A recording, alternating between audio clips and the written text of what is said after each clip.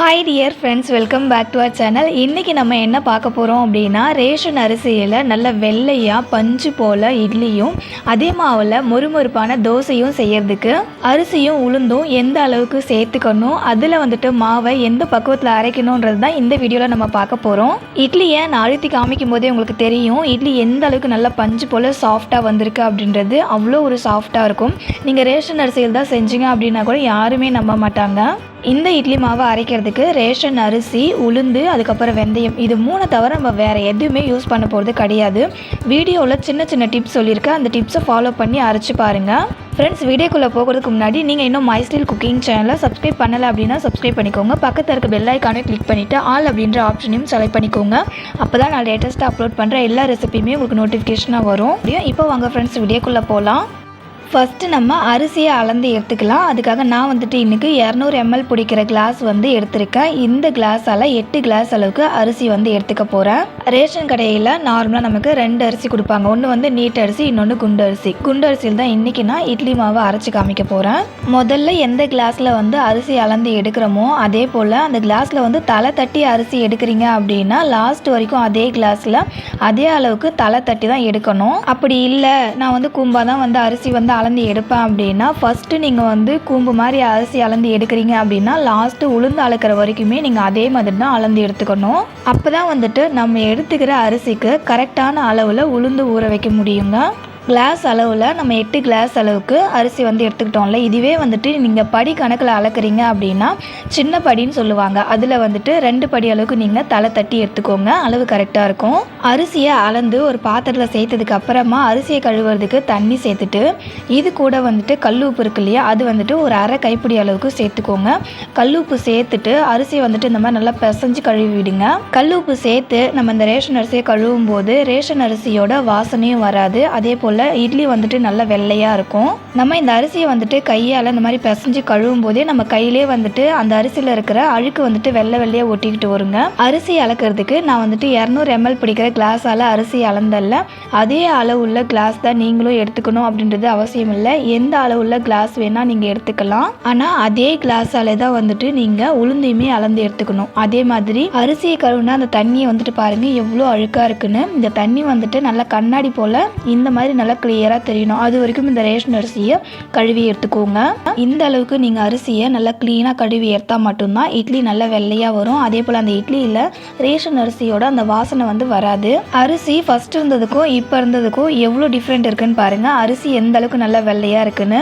இப்போது இந்த அரிசியை ஒரு 4 மணி நேரத்துக்கு ஊற விட்டுடலாம். அடுத்தது இந்த 8 கிளாஸ் ரேஷன் அரிசிக்கு எந்த அளவில் உளுந்து வெந்தயம் சேர்த்துக்கலாம் அப்படின்றதையும் பார்க்கலாம். 8 கிளாஸ் ரேஷன் அரிசிக்கு எந்த கிளாஸில் நம்ம அரிசி அளந்து எடுத்துக்கிட்டோமோ அதே கிளாஸாலேயே 1 கிளாஸ் அளவுக்கு வெள்ளை உளுந்து சேர்த்துக்கோங்க. நீங்கள் தலை தட்டி அரிசி எடுத்துக்கிறீங்க அப்படின்னா தலை தட்டி உளுந்து சேர்த்துக்கோங்க. இல்லை கூம்பு மாதிரி அரிசி அளந்து எடுத்துக்கிட்டீங்க அப்படின்னா கூம்பு மாதிரியே நீங்கள் உளுந்தையும் அளந்து எடுத்துக்கணும். அடுத்தது இந்த உளுந்து கூடவே 1 டேபிள் ஸ்பூன் அளவுக்கு வெந்தயம் சேர்த்துக்கோங்க. வெந்தயத்தை தனியாக ஊற வச்சு அரைப்பாங்க, அந்த மாதிரி அரைக்காதீங்க. உளுந்து கூடவே அந்த வெந்தயத்தை சேர்த்து நம்ம ஊற வச்சு அரைச்சோம் அப்படின்னா உளுந்து மாவு நிறையா காணுங்க. இந்த மாதிரி நீங்கள் உளுந்து ஒரு டைம் அரைச்சி பாருங்கள். இப்போ இந்த உளுந்தையுமே நல்லா தண்ணி கிளியராக வர வரைக்கும் கழுவி எடுத்துக்கலாம். இட்லி நல்லா வெள்ளையாக நல்லா பஞ்சு போல் சாஃப்டாக வரதுக்கும் தோசை நல்லா முறுமுறுப்பாக வரதுக்கும் அரிசியும் உளுந்தும் எந்த ரேஷியோவில் எடுத்துக்கிறோம், அந்த அரிசி உளுந்தை அரைக்கிற ஒரு மெத்தடு, இதை ரெண்டுமே நம்ம கரெக்டாக பண்ணிட்டோம் அப்படின்னா இட்லியும் தோசையும் அவ்வளோ பர்ஃபெக்டாக வரும்.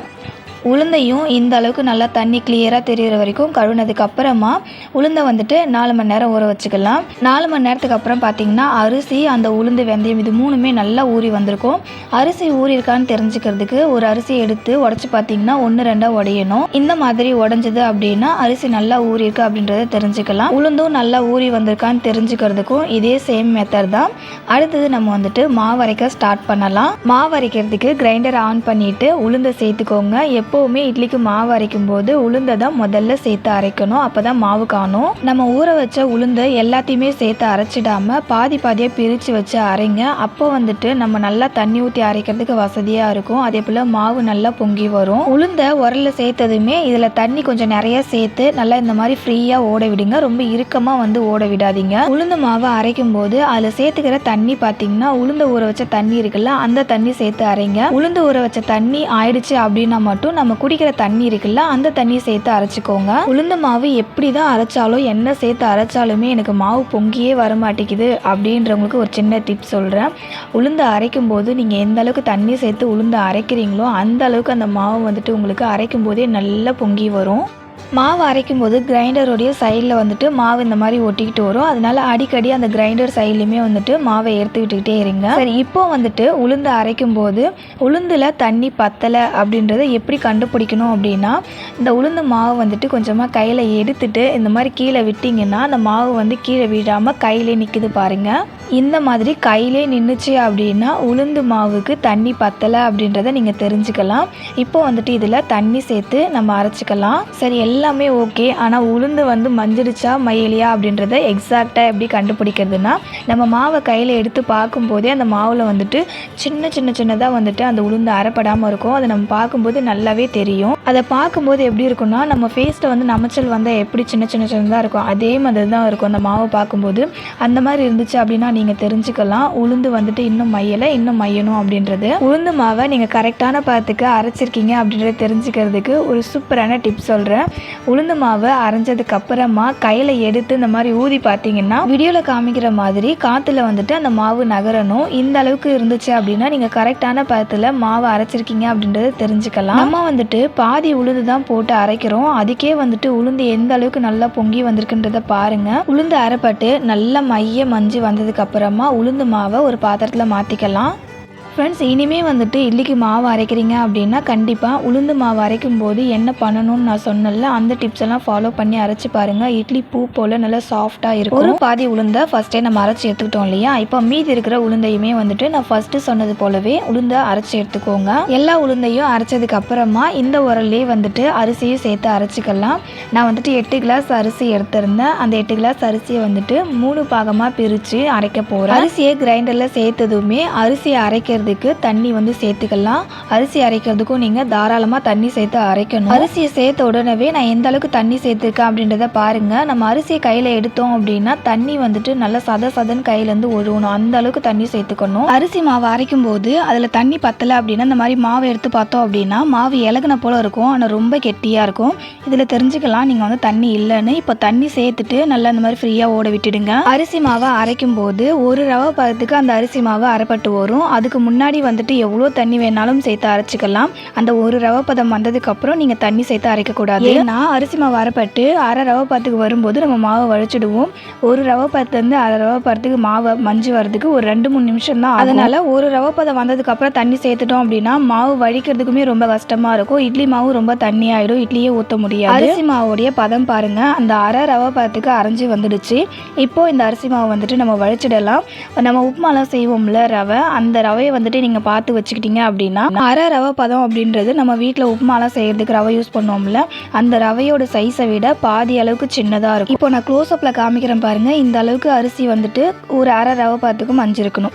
இப்போ இந்த அளவுக்கு மஞ்சதுக்கு அப்புறமா அரிசி மாவு வந்து வழிச்சிடலாம். அரிசி மாவை நீங்கள் இந்த மாதிரி அரை ரவை பதத்துக்கு அரைச்சிங்க அப்படின்னா தான் இட்லி வந்துட்டு நல்லா சாஃப்டாக இருக்கும். இதுவே நீங்கள் வந்துட்டு ரொம்ப நல்லா மையாக அரைச்சிட்டிங்க வழவழன்னு அப்படின்னா இட்லியுமே வந்துட்டு நல்லா வழவழப்பாக இருக்கும். ஃப்ரெண்ட்ஸ், நான் இந்த வீடியோவில் சொல்லியிருக்க பேசிக்கான டிப்ஸை மட்டும் ஃபாலோ பண்ணி நீங்கள் இட்லி மாவை அரைச்சி பாருங்கள். உங்களுக்கே வந்துட்டு அந்த டிஃப்ரென்ஸ் தெரியும். அரிசி மாவை வரைச்சி எடுத்ததுக்கு அப்புறமா மீதி இருக்கிற அரிசியுமே வந்துட்டு நான் சொன்னது போலவே அரைச்சி எடுத்துக்கோங்க. உளுந்து அரிசி ரெண்டுத்தையுமே அரைச்சி ஒரு பாத்திரத்தில் மாற்றினதுக்கு அப்புறமா இந்த மாவுக்கு தேவையான அளவுக்கு உப்பு சேர்த்துக்கலாம்.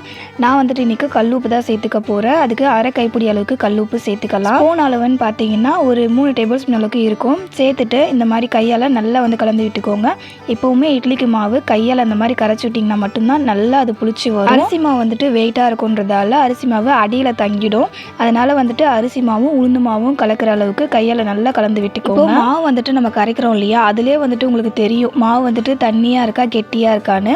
இந்த அளவுக்கு வந்துட்டு கொஞ்சம் லைட்டாக வந்து தண்ணியாக இருக்கணும். ரொம்ப வந்து தண்ணியாகவும் இருக்கக்கூடாது, ரொம்ப கெட்டியாகவும் அரைச்சிடக்கூடாது. மாவோடைய அந்த கன்சிஸ்டன்சி பாருங்கள், இந்த அளவுக்கு இருக்கும். இந்த பாத்திரத்தில் வந்துட்டு நான் இந்த அளவுக்கு மாவு கரைச்சி வச்சேன் அப்படின்னா கண்டிப்பாக வந்துட்டு அது மேலே பொங்கி வந்து கீழே விழுந்துடும். அதனால நான் வந்துட்டு வேற ஒரு பாத்திரத்துக்கு பாதி அளவுக்கு மாவை வந்து மாற்றிக்கிறேன். மாவு வந்துட்டு பொங்கி வந்து கீழே விழுந்துடாமல் இருக்கிறதுக்கு நம்ம மாவு எந்த பாத்திரத்தில் வந்து கரைச்சி வைக்கிறோமோ அந்த பாத்திரத்தில் பாதி அளவு மட்டும்தான் இருக்கணும். அப்போ தான் வந்துட்டு பொங்கி வந்து கீழே விழுந்துடாமல் இருக்கும். இப்போ பார்க்கும்போதே உங்களுக்கு தெரியும், அந்த மாவு வந்துட்டு மாற்றி வச்சிருக்க பாத்திரத்தில் பாதி அளவுக்கு தான் அந்த இட்லி மாவு வந்து இருக்குது. இதே வந்து காலைல வந்து காமிக்கிறேன் அது எந்த அளவுக்கு நல்லா பொங்கி மேலே எழும்பி வந்திருக்கு அப்படின்றது. 2 பாத்திரத்தில் இருக்கிற மாவையுமே மூடி போட்டு மூடிட்டு அப்படியே நைட்டு ஃபுல்லாக புளிக்க விட்டுடலாம்.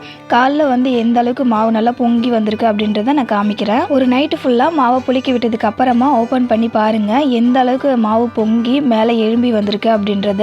இதுக்கு தான் பாதி அளவுக்கு வந்துட்டு நான் மாவை ஊற்றி வைக்க சொன்னேன். இதுவே நம்ம ஃபுல்லாக மாவு ஊற்றி வச்சிட்டோம் அப்படின்னா, முக்கால் பாத்திரம் வரைக்கும் நம்ம மாவு ஊற்றி வச்சிட்டோம் அப்படின்னா கண்டிப்பாக மாவு பொங்கி வந்து கீழே விழுந்துடும். மாவு உங்களுக்கு பார்க்கும்போதே தெரியும் எந்த அளவுக்கு நல்லா சாஃப்டாக மேலே பொங்கி வந்திருக்கு அப்படின்றது. இப்போ மாவு நான் இந்த மாதிரி கரைச்சிட்டு காமிக்கிறேன். அடுத்தது 2வது ஒரு பாத்திரத்தில் இருந்துச்சுல்ல மாவு, அதுவுமே வந்துட்டு நல்லா பொங்கி வந்திருக்கும்.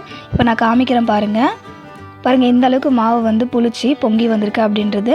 இப்போ இதை வந்துட்டு நான் இன்றைக்கி வந்து யூஸ் பண்ண போகிறது கிடையாது. இது வந்துட்டு நம்ம ஸ்டோர் பண்ணி வைப்போம் இல்லையா, அதுக்கு தான் இந்த பாத்திரத்தில் நான் வச்சுருக்கேன். இந்த அளவுக்கு மாவை நல்லா கலந்து விட்டதுக்கு அப்புறமா இதில் வந்துட்டு நம்ம இட்லி ஊற்றி எடுத்துக்கலாம். அதுக்காக இட்லி தட்டில் ஒரு ஈர துணி போட்டுட்டு அது மேலே அந்த மாவை வந்துட்டு ஊற்றிக்கோங்க. இட்லி தட்டில் மாவை ஊற்றுற அந்த கேப்லேயே வந்துட்டு இட்லி பாத்திரத்தை தண்ணி சேர்த்து நல்லா கொதிக்க விட்டுடுங்க. கொதிச்சு வந்ததுக்கு அப்புறமா நம்ம மாவு ஊற்றி வச்சுருக்க இட்லி தட்டை இட்லி பாத்திரத்தில் வச்சு க்ளோஸ் பண்ணிவிட்டு ஒரு 10 நிமிஷம் வேக விட்டு எடுத்துடலாம். 10 நிமிஷத்துல இட்லி நல்லா வெந்து வந்திருக்கும். 10 நிமிஷத்துக்கு அப்புறம் ஓப்பன் பண்ணிவிட்டு இட்லி வெந்திருக்கான்னு பார்க்குறதுக்கு ஒரு கத்தியை வந்துட்டு இட்லிக்கு நடுவில் விட்டு பார்த்தோம் அப்படின்னா அந்த கத்தியில் மாவு கொஞ்சம் கூட ஒட்டாமல் வரணும். அந்த மாதிரி மாவு ஒட்டாமல் வந்ததுன்னா இட்லி வெந்திருக்குன்றதை தெரிஞ்சுக்கலாம். இப்போது இட்லி நல்லா வெந்திருக்குங்க. இட்லி பார்க்கும்போதே உங்களுக்கு தெரியும் நல்லா வெள்ளையாக இருக்குல்ல. இட்லி வெந்ததுக்கு அப்புறமா இட்லி தட்டை எடுத்து இந்த மாதிரி ஒரு தட்டில் கவுத்தி போட்டுருங்க. கவுத்தி போட்டுட்டு அந்த தட்டை எடுத்துட்டு இப்போது அந்த இட்லி துணி இருக்கு இல்லையா, அது மேலே வந்துட்டு நம்ம குடிக்கிற தண்ணி இருக்குல்ல நார்மல் வாட்டர், அதை வந்துட்டு இது மேலே தெளித்து விட்டுட்டு நீங்கள் இந்த இட்லி துணியை எடுத்தீங்க அப்படின்னா இட்லியில் கொஞ்சம் கூட அந்த துணி ஒட்டாமல் அவ்வளோ சூப்பராக எடுக்க வரும். இட்லி வந்துட்டு கொஞ்சம் கூட அந்த துணியில் ஒட்டாமல் எவ்வளோ சாஃப்டாக எடுக்க வருதுன்னு உங்களுக்கு தெரியும். இப்போது இதுலேருந்து ஒரு இட்லியை எடுத்து எந்த அளவுக்கு நல்லா பஞ்சு போல் இட்லி வந்திருக்குன்றதை நான் காமிக்கிறேன். எந்த அளவுக்கு வந்துட்டு நல்லா சாஃப்டாக வந்திருக்குன்றதை பாருங்கள் ஃப்ரெண்ட்ஸ். கையில் வச்சு இந்த மாதிரி நம்ம அழுத்தி பார்க்கும்போதே தெரியும் நல்லா பஞ்சு போல் அவ்வளோ சாஃப்டாக வந்திருக்கும். இனிமேல் கடைக்கு போயிட்டு அதிக காசு கொடுத்து இட்லி அரிசி வாங்கி இட்லி செய்யாதீங்க. இந்த மாதிரி ரேஷன் கடையில் கொடுக்குற அரிசியிலே வெள்ளையான நல்லா பஞ்சு போல் இட்லி செய்யுங்க. இந்த மாவில் இட்லி மட்டும் இல்லாமல் தோசை, குழி பணியாரம், அதுக்கப்புறம் இட்லி மாவு வச்சு நிறைய ஸ்நாக்ஸ் ரெசிபிலாம் நம்ம பண்ணலாம். நம்ம அரைச்ச இந்த ரேஷன் அரிசி இட்லி மாவில் தான் இந்த தோசையுமே நான் ஊற்றி காமிக்கிறேன். நல்லா வந்துட்டு ரோஸ்ட் மாதிரி நல்ல மொறுமொறுப்பாக வரும். ஃப்ரெண்ட்ஸ், ஏற்கனவே இந்த மாவை யூஸ் பண்ணி நான் நிறைய விதமான ஸ்நாக் ரெசிபி நான் அப்லோட் பண்ணியிருக்கேன். அந்த ரெசிபியை வீடியோ கீழே டிஸ்கிரிப்ஷனில் லிங்க் தரேன், செக் பண்ணி பாருங்கள். தோசையை பாருங்கள் எந்த அளவுக்கு நல்லா மொறுமொறுப்பாக வந்திருக்குன்றதை இப்போ நான் ரோல் பண்ணி காமிக்கும் போதே உங்களுக்கு தெரியும். நல்லா ரோஸ்ட் மாதிரியே இருக்குங்க சாப்பிட்றதுக்கு. ஃப்ரெண்ட்ஸ், இன்றைக்கி உங்க கூட நான் ஷேர் பண்ணிக்கிட்டேன் இந்த ரேஷன் அரிசி இட்லி மாவு ரெசிபி உங்களுக்கு பிடிச்சிருந்தது அப்படின்னா அந்த வீடியோக்கு ஒரு லைக் பண்ணிக்கோங்க. உங்கள் ஃப்ரெண்ட்ஸ் அண்ட் ரிலேட்டிவ்ஸ்க்கும் ஷேர் பண்ணிக்கோங்க, அவங்களுக்கும் ரொம்பவே யூஸ்ஃபுல்லாக இருக்கும். இது போலவே நம்ம சேனலில் வர எல்லா இன்ட்ரெஸ்டிங்கான அண்ட் யூஸ்ஃபுல்லான ரெசிபி பார்க்குறதுக்கு நம்ம சேனலை சப்ஸ்கிரைப் பண்ணிக்கோங்க. இதே போல் அடுத்த ஒரு வீடியோவில் மீட் பண்ணலாம் ஃப்ரெண்ட்ஸ். தேங்க்ஸ் ஃபார் வாட்சிங்.